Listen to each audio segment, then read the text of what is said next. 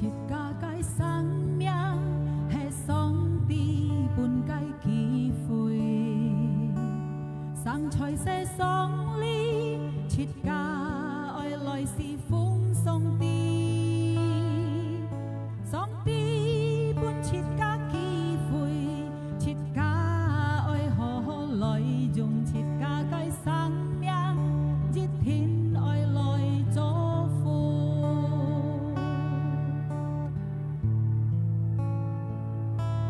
設家計生命係上帝本該機會，生菜些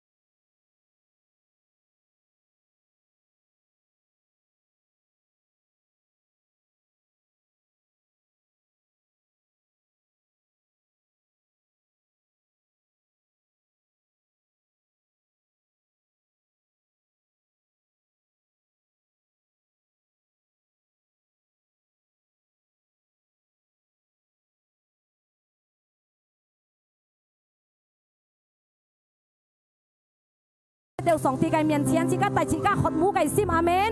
สิก้าลอยกระมุนส่งตีกินต้องจิวเนี่ยกายกล่องไม่ฝาท่อก่อนเนี่ยไก่พวกเนียนอาเมนส่งตีไก่ฝานี่จะหากล่องที่สี่สิก้าเจ็บต่อลอยจะจอนใบคงอาเมน因為上帝嘅反意，大時間係特先嘅路，哈利路亞，哈利路亞，來鬆小企起來，自家切切來禱告，我親愛嘅天父，在耶穌基督名，感謝你主，感謝你嘅愛，感謝你嘅恩典，你善愛到撒見當照，愛到兄弟姊妹，要切切來到你，要切切來敬拜你，要切切來喜樂，隆重上帝嘅愛本嘅到撒，所以愛到撒那，愛帶感恩嘅心，帶着渴慕嘅心，愛到嚟聽，愛到嚟笑，愛到嚟敬拜，愛到嚟讚美，愛到相信，就是愛到熱跳心嚟讚美上帝，愛到嚟熱跳心嚟敬拜上帝，上帝能叫做善者，上帝嘅提防門要降下嚟，愛到撒每一扎得到上帝嘅恩典，冇要一扎上帝變降起嚟，隆重得到上帝嘅恩典，本愛到撒好嘅耳孔，本愛到撒好嘅心嚟，來接一個反應，來相信一個反應，唔是要浪費嘅，能叫生活吹嘅都嘅心中，能叫撞戰，能叫打子，能叫做過，本每一扎人達，感謝你主耶穌上帝，愛到撒準備好了，愛到嚟讚美，愛到嚟宗教主，愛到嚟感恩對主，即刻切切嚟講，阿們，破小主耶穌上帝，上帝祝福。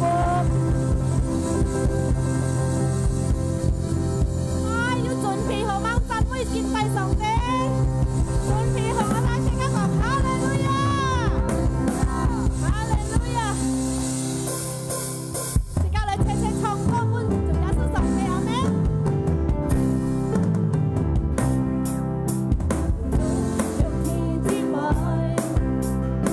Hãy subscribe cho kênh Ghiền Mì Gõ để không bỏ lỡ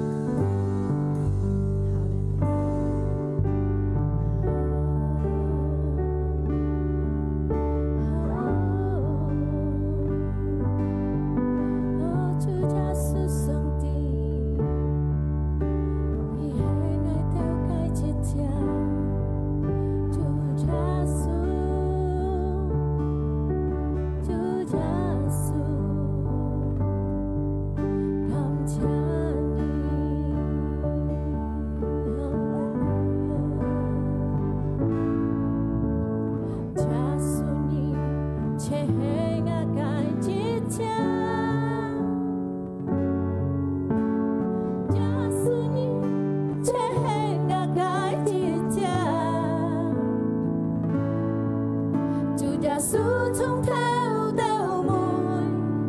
theo chun cha ni che hệ ngài theo xa cái Giêsu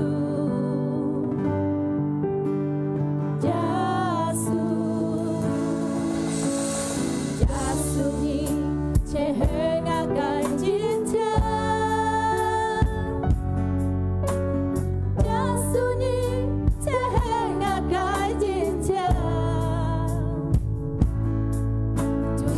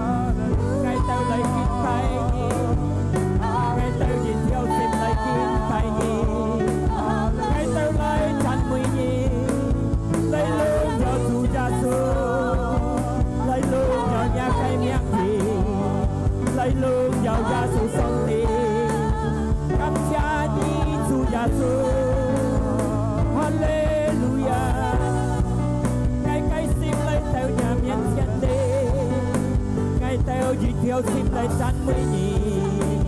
ngày tao đi theo xin lại chín bài nhì Giêsu song tê cắm thia nhì Giêsu cắm thia nhà cái anh kia cắm thia nhà cái oi Hallelujah Hallelujah cắm thia nhì Giêsu Hallelujah la baraya namase ina baraya la ina baraya la base Giêsu song tê xin lên cao mặt ngay nhà chính cao mặt ngay theo nhà chính Hallelujah ina baraya la ngay theo anh si giàu nhì ngay theo anh si giàu Giêsu song tê cam chia nhì su Giêsu ina baraya la bu ina baraya la bu cam chia nhì Giêsu song tê ina baraya nabasi Hallelujah Hallelujah Hallelujah ngày tao sa ti ngày tao sa相信也是ngày tao讚美ngày tao sa相信耶穌上帝要ngày tao同在也先至能夠講下半ngày tao見當朝ngày相信來查弄做一個字要身體高堂嘅要身體弱嘅要身體不平嘅奉耶穌基督嘅名得到一個恩典得到一個醫治得到一個神蹟而且係平嘅近開奉耶穌基督嘅名xin chào con ha bùn lung tụ nhà cái gì họ na thùng đi ha phùng gia su kia con anh nhắn đặt tàu chi thế giao con thùng đặt tàu gia su kia chi thế tiếng kinh son nhân thùng phùng gia su kia con anh nhắn rồi xin chào bằng thân mình đi cảm謝nhà cái anh tiền cảm謝nhà cái anh tiền上帝嘅先知，上帝嘅大能降下不隆重，你嘅企人嘅，你嘅禱告，你托嘅恩典，你支持你，你降先知本嘢，你身體要細弱嘅，你嘅企人嘅禱，奉耶穌基督嘅名，佢支持你，先知不勝。要痛苦要問題嘅，上帝嘅要同在，佢開路本嘢，感謝你先令你要隔嚟到同在。家熱當嘅都係好好嚟作一嘅反應，嚟接一嘅反應，因為一嘅反應能夠帶我到實現，一嘅反應能夠帶我到脫離。阿門。因為我到使用一嘅反應現代，cầu mắt lung thủ nhà gì cầu mắt thuộc nhìn chọn nhà cái phá phùng gia su kỹ thuật cái miếng ngày đầu tiên kêu tàu cầu xin các thế đấy khang. Amen. Hallelujah.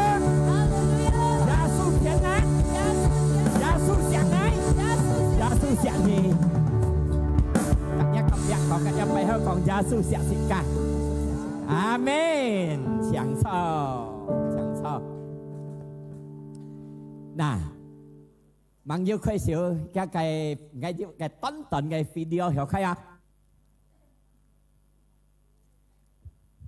Chỉ còn hiểu khai mà.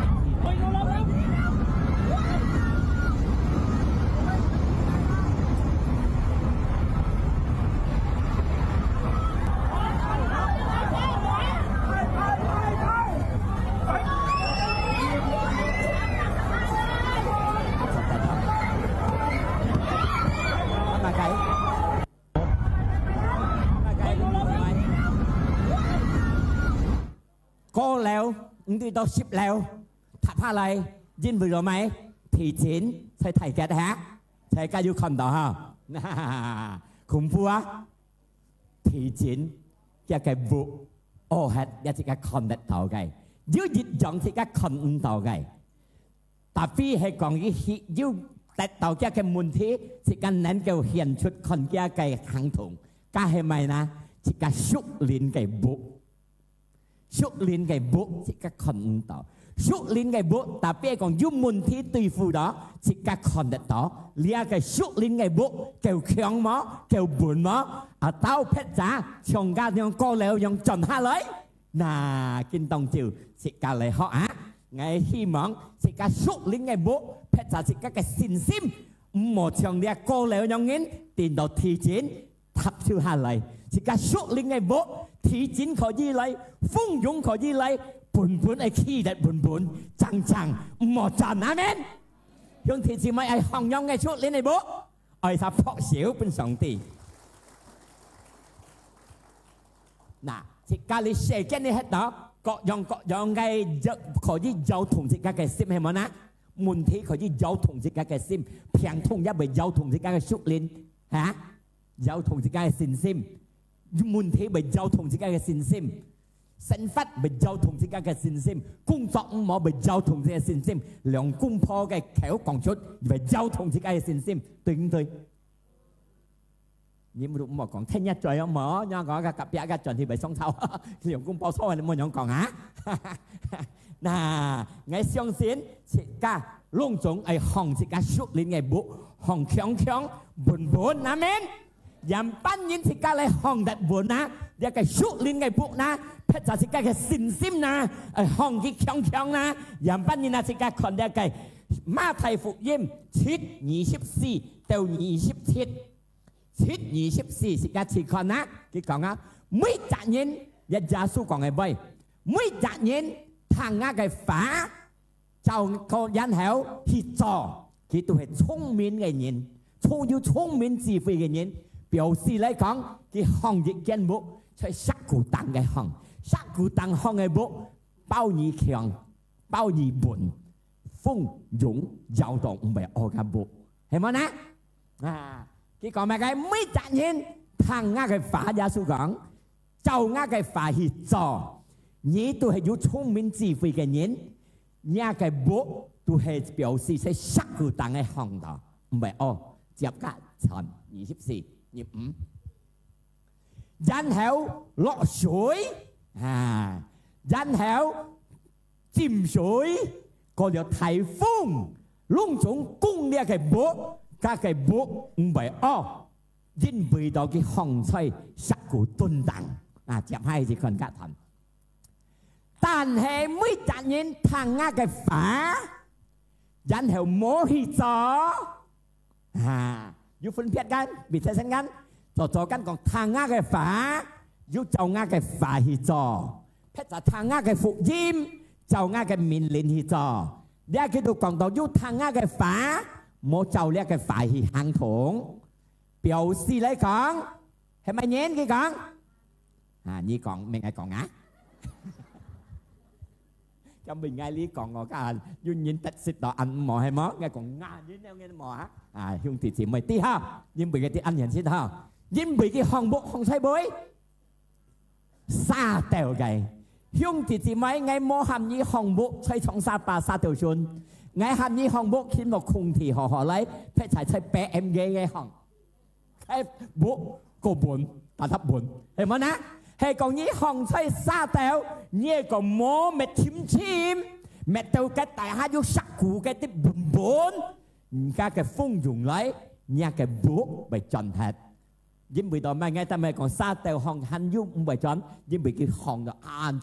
ăn chim nhắm đâu buồn chắc đâu buồn cái tụi du buồn ngay nào bị xa mốt tèo ngay nào cả bộ đồ hiểu buồn trong cái trong xa ba cái lý còn những bác sĩ cái buồn ha nhưng bị cái hồng đó ăn chim ngắn nà đi ăn cá tụi mày còn tao cái hế lý hả hay còn như thang ngã cái phá tụi giáo hữu講như một chầu ngã cái phá hi gió như tụi mày như nào thấy cái còn á ngà nhện nhưng vì cái hồng bộ ở bên hông xa tèo cái hệ dinh ní vây cô con để hồng rumahan để cẩu cái bộ được hả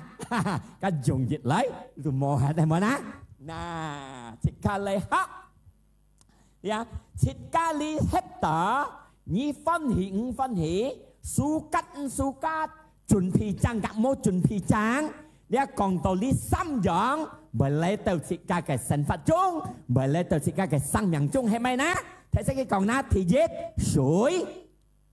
lọ suối hay mà ná suối à bơi lọ ha tặng cô lọ ha dán theo cái con chim suối à biết sao hả lấy tại hai lời gan hỏi cái lời hả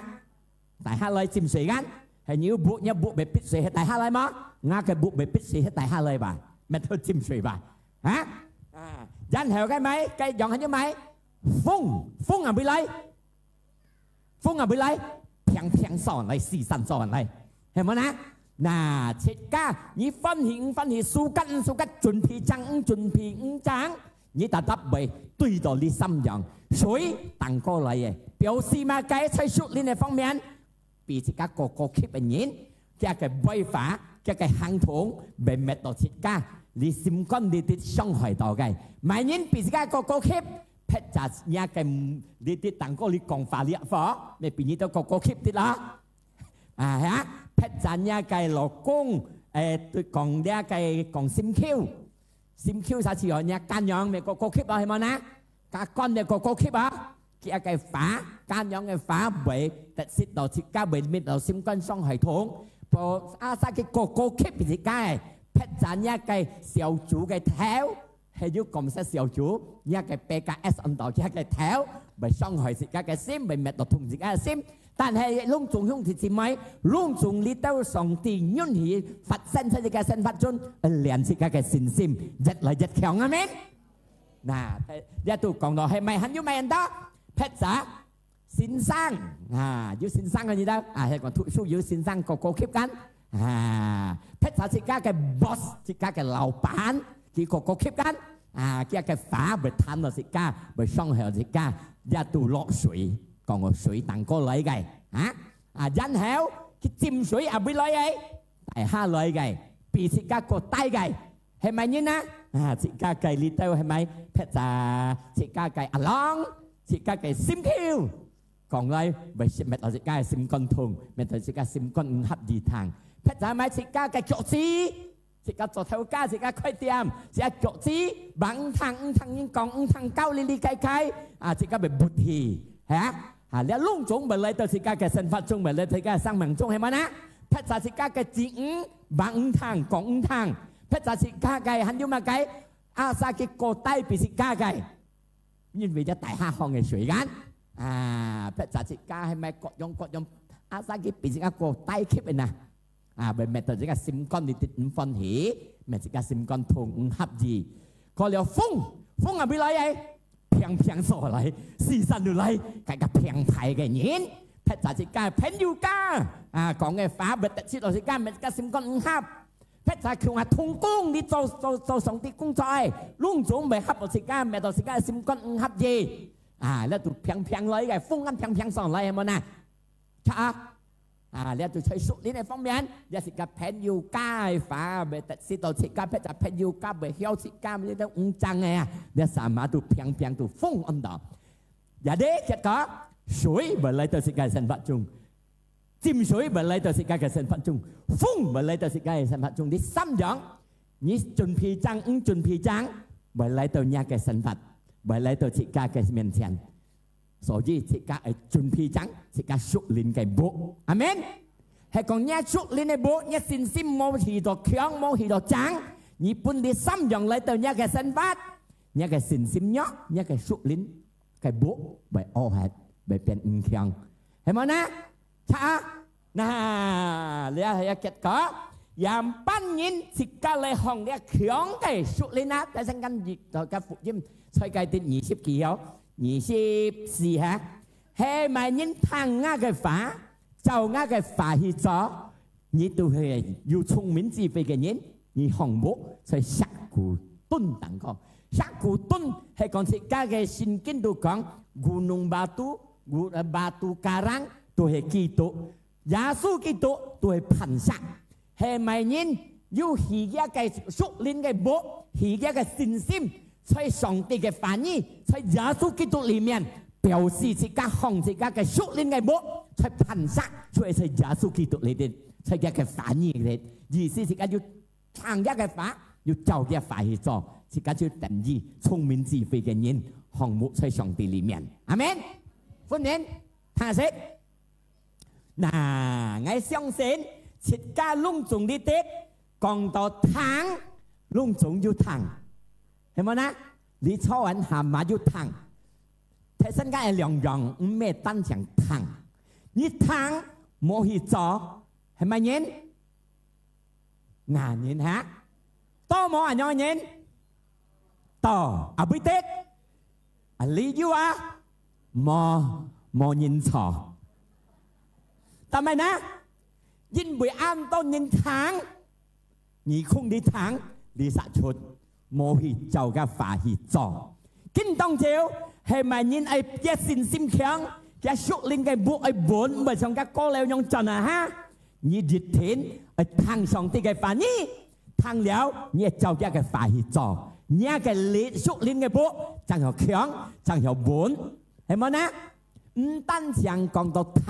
thằng lung chúng hiểu thằng但係要單人thằng佢哋theo佢做ngay佢theo講佢theo thằng佢係theo cái講唔知晒cái thằng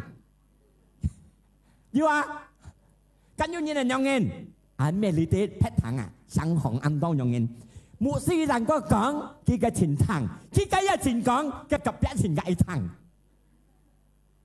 人哋結果佢堂到呢啲，但高呢個到呢日而空咯，假日而空出，到冇去做。佢嘅部結果要問題嚟，睇身嘅風湧水嚟，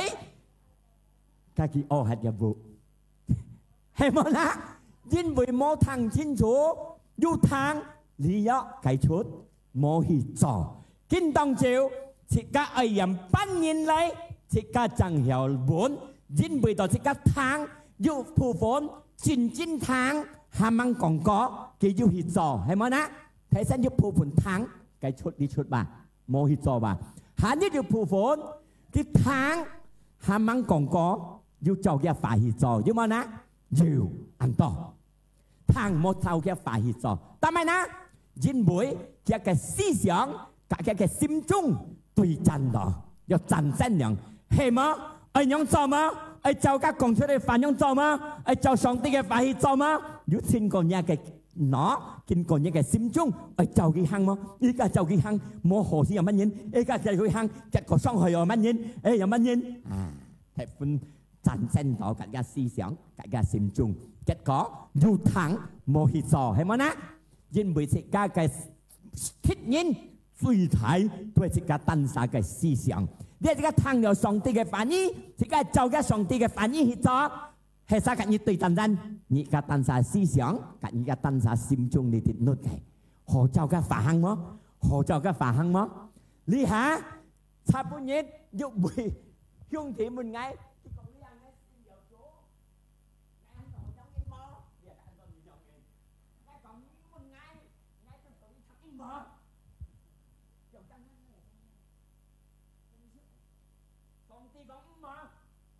Má đi hả? Em môn à? Căn yêu thằng nhẹ hít cho má tùy tàn chân kia cái思想nữa. Ê, ăn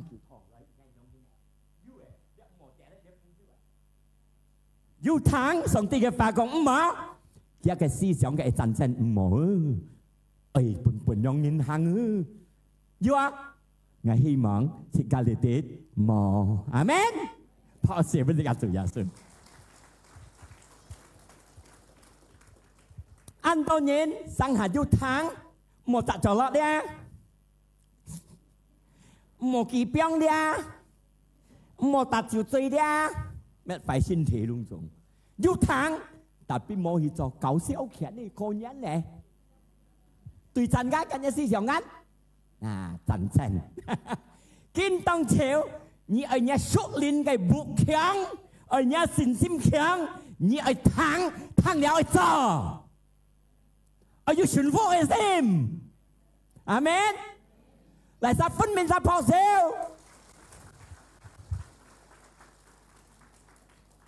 上下講飲啲，飲即刻又飛快，阿門。點10唔強啊，其實講。ทำไมนะยิ้มบุยสองตีอ้อยจิกาสองตีไม่จิกาหังโซโลอาเมนกิมไม่จิกากับสุลินไงโบชงกันยังในทีจินิดเลยจอนชิวไฮรับชิวไฮกี่อ้อยจิกาสุลินไงโบมากับไถฟงเลยต่างก็กับไถ水เลย水灾เลยไถฟงจินเลยเนี่ยสุลินไงโบ本真加強，呢度係上帝愛是咁樣嘅，係愛你就愛聽了你愛去做，阿們，哈利路亞。人班人你係是家陣敢去聽了敢去做呢？咁問題嘅你哋人班人啊，體質啊，即家體質係乜嘢？即家熱天去敢前進。上帝嘅法，前進高出自家嘅生命中，本上帝而前進嘅法，聽了嘅法，做嘅法去做，你冇前進，你唔敢。前進高本嘅，在呢個簽人數3、5、6，可以講出來嘅見證，而敢相信上帝。自家嘅身法，自家嘅生命中，敢相信上帝，高出超半嘅100%，相信佢超唔了95%，唔了錢下100%，高半嘅。但係呢，因為咧簽人數3、5節，咁樣講到，相信一條心，相信上帝，唔好持錯你單殺嘅聰明，也嘅唔好持錯你單殺強。你單殺上來嘅，前下相信上帝，一個見節樣講出家啲，然後一第6節講出家啲，新人佢耶穌嘅法係前對，前下大家妥，然後佢講佢為大家係切嘅路熱天真理路，阿們。嗱，所以是個前下信在耶穌基督。唔好萬歲自家單殺嘅聰明啦，阿們。嗱，然後講自家先相信了嘅，你只看呢下看嘅嘅詩篇37第5節，按樣應講到，Mazmur 37第5節嘅嘅經節教自家講，交出一個生命中本上帝，相信佢咪緊要行動。嗱，所以自家相信，信了甘去做嘅快去做，因為到佢交代自家，交出一個生命本上帝，交出前行一個身法本上帝，相信佢講，佢咪緊要行動，意思佢咪緊要通才，佢咪開路本嘢，佢咪帶嘢，然後接下去第6節嘅樣講到，第6節佢咪。係講自家要用人做，係講自家做嘅真理行，嘅真理為本自家分明，自家要做出要真理，自家要做出公，然後自家要做出公平，因為嘅真理自家啲，嘅真理要帶自家脫離，嘅真理要帶自家得勝。係講你相信交出一個生命本上帝，你相信嘅，佢咪滅切第二去切嘅路，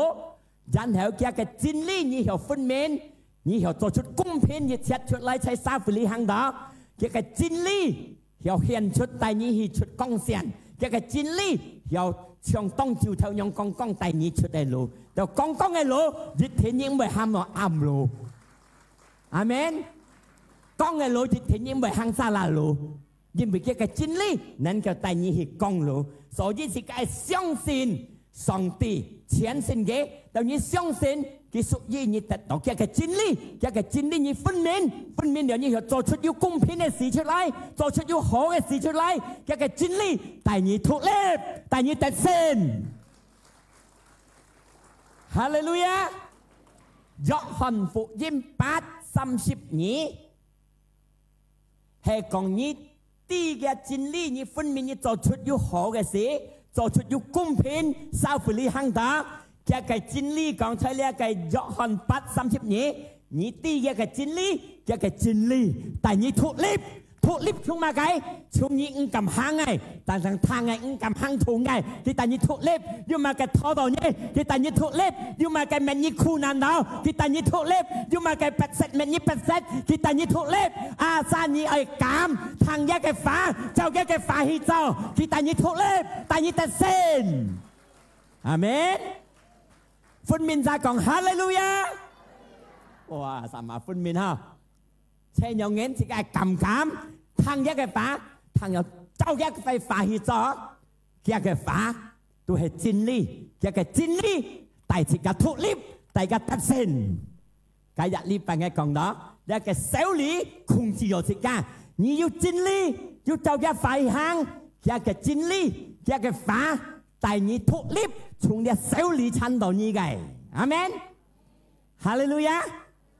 係講時間感受嘅快行，手裏苦難痛苦，隆重啲到，我可能會嚟到一個生活中，你唔會跌下摔到揼揼，因為咪佢伴你新嘅力量，帶你過，帶你得勝，因為嘅真理能夠帶自己得勝。阿門。我日禮拜要嚟嘅，其他上一次講。nhặt đi phải lấy gắn kia thân mà buôn xéo lý chăn đó thụ líp chung thì các xéo ấy gắn như ơi thụ líp như sẽ相信thiên hạ相信上帝嘅法就嘅法去咗你xéo lý唔係chăn到你因為講你xéo嘛cái冇xéo nhà shit xéo nhà diễm xéo nhà chó相信上帝簽約嘅真理簽約嘅結因為嘅真理但你thụ líp從你xéo lý嘅阿門哈利路亞ทีนี้ไงทีนี้ที่ใกล้มันเย็นอายุจากแคมปีกับซิมอาเมนอยู่จากแคมปีกับซิมแกซิมช่องตัวไม่อันงังซิมอยู่แคมปีกับเย็นแกไก่ไม่งังซินอยู่แคมปีกับเย็นอันก้อยเลยเกาบ่าอยู่แคมปีกับเย็นอันก้อยเป็นการเกาขี้ยำปัญหังยิ่งไปแคมปีcái phần hạ chọn cái phá tôi thầy theo anh nhìn nán cao nán tay kia còn cái tí kịp mày thằng ta mày ná thầy theo anh nhìn cái chiều cái tân xa ăn nén ăn khen ăn lì hỏi mày thằng nhìn cao thầy theo anh nhìn số gì kịp một khem pi cái sim xong thì số cắt amen số gì thì cả ở thì nhỉ ở dù khem pi cái sim hallelujahยิ่งไปตอนนี้คนเดียวกันกินเจ็ดเทียมยันชู29 23อัมเซา29 23ไทยเที่ยวอันนี้สองที่กองกิเจ็ดนั้นตันเหเขียมปีกันยินแต่ตอนนี้โอ้นี่อันเคียงนี่อัน厉害แต่ตอนนี้ก็กองนี่หอไก่ไทยเที่ยวอันนี้ปุ่นยินอุสุกัดไทยเที่ยวอันนี้ยองคันหมอแคมปี้嘅人家歡喜，人家安息，人家看到你安好，因為แคมปี้嘅人這個心安佢高。上帝嘅話講，你聽有嘅話，你就嘅話去做。有แคมปี้嘅人就能夠就嘅話去做，係冇แคมปี้嘅人嘅思想真相，有樣麼？上帝嘅話，家下曉得到嗎？曉用人嗎？曉大愛嗎？佢家單殺真相，唔係就上帝嘅話。ไทยเที่ยวนี้อันนั้นเก้าบาทเห็นไหมนะไง相信สิกาสิเดือนยันจีอันไทยสังหารยึดตัวเซฟก็ทั้งบาทไงทำไมนะยิ่งไปจะซิมจุงดิยุ่งหางสินเห็นไหมนะซิมยิ่งก็กองกระสาตีหางซิมทั้งยิ่งกองทั้งยิ่งบาทแคมปี้นี้ยึดถิ่นอันยันเหาะสองตีก็ชุดไอ้ฟ้ากี่ก่ออ้อยหีเจ้ากี่เจ้าต่อเหี่ยวตัดสินไทยเที่ยวนี้กิโมแคมปี้กิโมไม่เอาเจ้ายินเก้าชุดไก่กิกาเขียวกิกาฉินแข็งฮาเลลูยาก่อนจะกลับแบบดีอายุแคมปี้กับซิมฮาเลลูยา詩篇記25第9節อันยัง講到詩篇記25第9節เนี่ย佢講啲啲嘅日時提示頭都講我上帝天地人要謙卑嘅人，上帝天地嘅就上帝嘅法律行，然後上帝交出嘅路本嘅本謙卑嘅人，上帝交路本係啥？本謙卑嘅人，因為大條人交嘅也係佢唔係就上帝嘅路行，上帝講嘅話，佢天地佢嘅通才對於隆重謙卑嘅人，然後謙卑嘅人，上帝帶佢出路，上帝。隔嘅通才意思，你要痛苦有問題，上帝給你通才，謙卑在上帝嘅面前，一天即刻得勝，一天即刻得到勝利，一天即刻做叫嘅法行。你而家講大答人，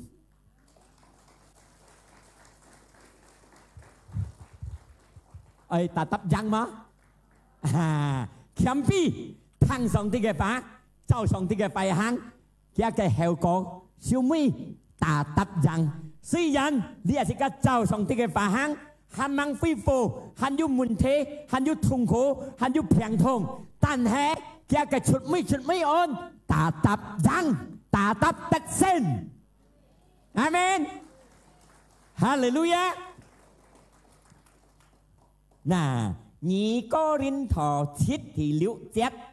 你看謙卑嘅人，2 Cô-rinh-thô thì 6 節，但係上帝安慰luôn種謙卑嘅人，而上帝安慰曬，講哈利路亞。你要謙卑，上帝安慰你；你有痛苦、有問題，上帝安慰你；兩公婆有問題、有相拗、唔符合，上帝安慰你。謙卑嚟到佢面前，上帝嘅話講：原諒佢，你愛聽我嘅話，就叫法去做。自己拖欠，上帝講：你聽了，就叫法去做。謙卑嘅人，上帝安慰你，阿們，哈利路亞。你謙卑嘅人，上帝嘅話講：落魄，遵服，你重複嘅法。你要謙卑嘅人，你就叫法去行。連你兩公婆唔忙，但係上帝話講：你落魄遵從就你上帝嘅法，就你老公嘅法，遵從你老公，敬從你老公，即係反樣講。你係要謙卑做老婆，上帝安慰你，阿們。做老公啥？冇老公冇響，睇真我講我老婆係冇你係老公啥？老公啥重複啥？要捨嘅心對自家嘅負責人，唔好黐錯對嘅。係講你兩公婆要唔好，你做重複要遵從聽上帝嘅法，聽由你做上帝嘅法行。錫你負責人，唔好黐錯對嘅，唔好背叛背下背背頭更。上帝安慰重複，阿們，哈利路亞。大家要符合，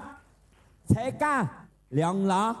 要遵從上帝嘅法，聽上帝嘅法，聽了做上帝嘅法行，兩公婆一天又符合。睇先你啲作講係，你荷蘭小人呢？雖然你嘅生活行道上要吸到，但係唔會出問題嘅火星。阿們，當然啦，因為車要聽上帝嘅法，聽咗上帝嘅法，要做上帝嘅法行。阿們，哈利路亞。我相信要公婆答唔要上級係乜呢？上級。但係世界要謙卑嚟聽上帝嘅法，聽上帝嘅法嚟行，一天上帝安慰。因為佢講上帝安慰謙卑嘅人，然後上帝安慰你接下講我嘅保羅嘅土地，有一安慰保羅嘅土地。上帝安慰隆重人要謙卑嘅，阿們，哈利路亞。嗱，很要格計嚟，做睇下接下有。阿們，你第三個，你讀用嘅啦，3M 托唔要托都係聽，托了聽了係思想，思想了係做，係咪嘅？上帝嘅法，聽上帝嘅法，托上帝嘅法，思想上帝嘅法，就叫嘅法去做。然後還要計唔要托，難是托，難是聽，佢接係講咩？天天嚟慈悲，真一條心，天天嚟慈悲，因為在慈悲呢啲要上帝嘅反應好聽。呢啲講我係真一條心，你看有冇咩講咪？送過，意思真嚟講表示要人冇真間，要話我希望隆重啲錯話呢，要日真聽上帝嘅法，因為到係講你真聽上帝嘅法。你接到，你要做叫嘅法去做，你一天得到勝利，一天得到上帝嘅福氣，阿們。按道人來慈悲，要到要前進，要到冇前進，係冇呢？要到人來辭悔。牧師但個講法，佢大下節下病，咩到佢大下法，家安到冇前進，係冇呢？要啊，係劈日先堂前多，劈堂人產呢？牧師你講法，佢但個佢下病嘅一前講法。講頭嘅一講頭，大家安度冇前進，家你熱天嚟到，你冇接落埋家盡你空空，睇身家唔係你講嘅，只係前進，熱條心嚟聽上帝嘅話，透過嘅僕人講出嘅，要前進聽，即刻盡去，得到要福大人盡，係講你冇前進，唔嚟家下盡到木卡，食個 B， 劈就劈要卡收人，睇身冇識講咪記得啦，啱強嘅，要加啱強，係咪？係咪要？ăn khen tapi cái đấy cái mô trình cái chiều ăn khen rồi thầy sinh còn này eo hết đi đâu mô trình rồi chứ cái ai trình thì cái chẹp đó xong thì cái phá nên kêu tại nhị thuộc hiệp tại nhị xin lý amen còn nhắc cập nhật đi trình diệt thiêu sim amen hallelujah nà như chỉ khán tam ai chín đi theo xem nè nhưng bởi vì Roma su thì ship chất anh nhong in còn đó Roma su ship chất anh nhong còn đó chất có cái ông để xin sim từ chúng thằng đi lấy thằng hay mấy thằng kỳ tụ cái phản nhi thọ có phụ những thân chút cái phải trả thọ có những cái tan xa thuốc cái thuốc xin kín cái nhiều thuốc như mấy thằng nhất còn thọ văn thọ khơi tàu con chọn để thằngทำไมนะยิ่งไปสินซิมช่วงอะไรห้องเห็นนิ้วทางเนี่ยสินซิมครั้งเดี๋ยวนิ้วเจ้าแก่กับฝ่ายที่จ้อเนี่ยชุลิ้นกับบุยึดเห็นไม่ช่องเทศกันยังถ่ายโกแล้วยังงิ้นจุงหาหิโอ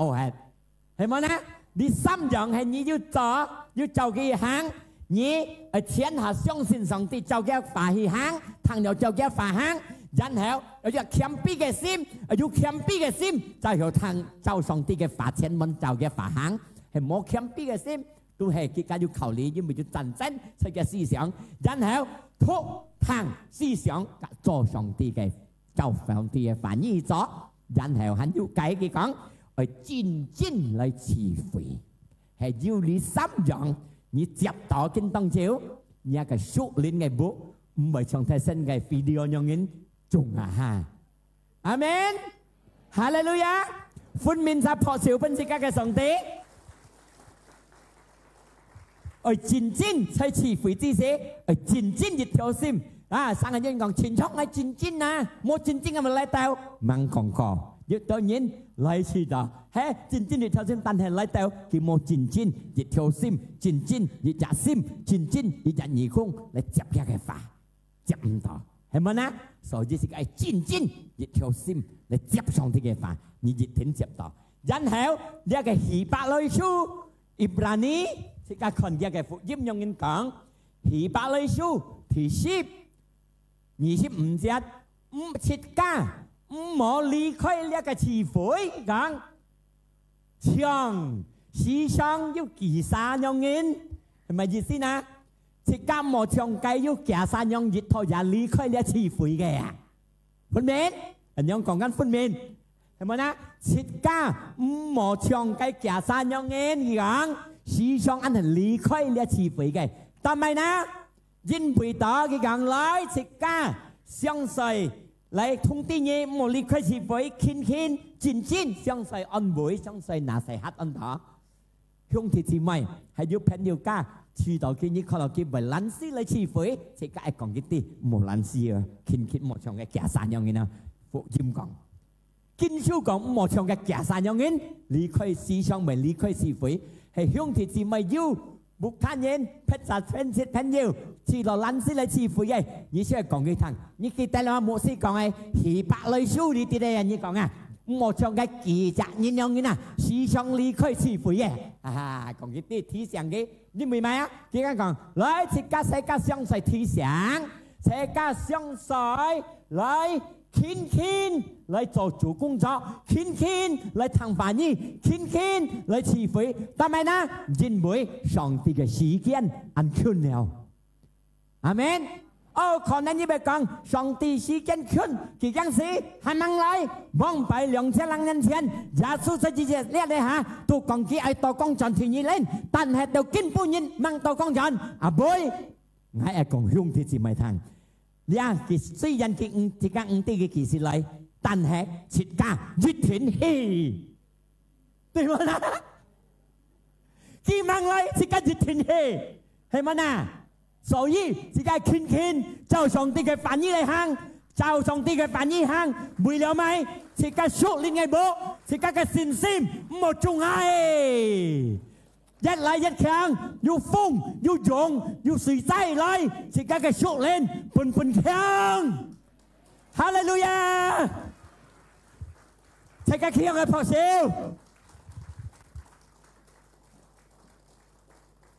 我希望自己。行上帝嘅法，就上帝嘅法行，唔冇戰爭喺一嘅思想，夾喺一嘅心中。上帝嘅法，熱天但是個真理路，熱天但是個獨立，真理熱天但是個特性。阿門，哈利路亞。嗱，即刻嚟讚美主。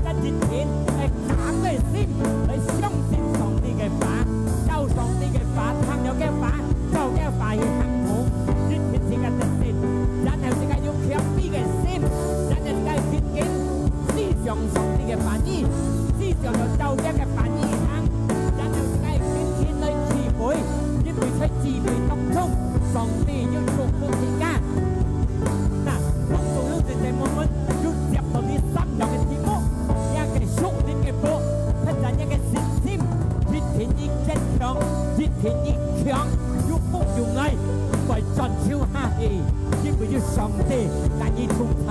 喺度教，คุณลูก仲用嘅智慧，見當住要騰一嘅頭，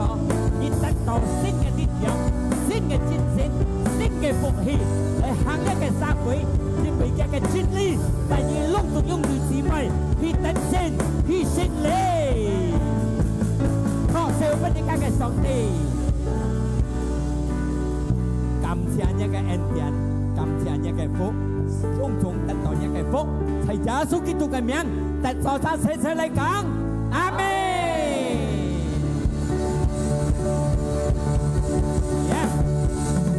種種得到上帝嘅福，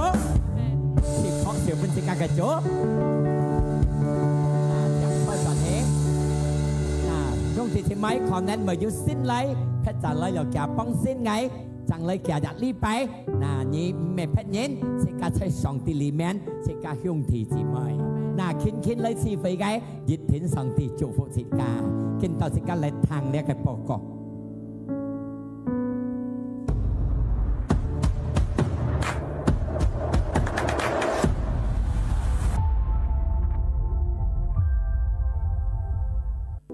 หาสิการชิกาลอยปุ่นฟงเฮียนที่ยงจีมวยฟงเฮียนยิบร้อยสินฟงตัวฮีสันฟุยชีซีที่ยงจีมวยฟงเฮียนยิบจอนเซียงตัวฮีช่วยปล่อยมวยไก่หักแค่จีฟุยมุ่งจะไปเลี้ยว4點เชียงเนียนเสาเนียนจีฟุยมุ่งจะไปเลี้ยว6點半อัมพูเทลชิกาสินทองยืดเหลืองเล่นจีฟุยลิไปเน็ตที่ยึดทอน9點ที่ยึดทอน6點สองตีจูฟุไทยเชก้า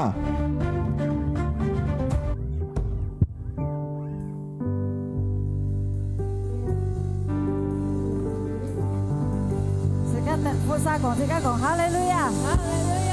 來弟兄姊妹，自家跟下喺本條姊妹時間，自家來本附近，喺前弟兄姊妹自家起行而來，自家來起行小來，自家來感恩對主耶穌上帝，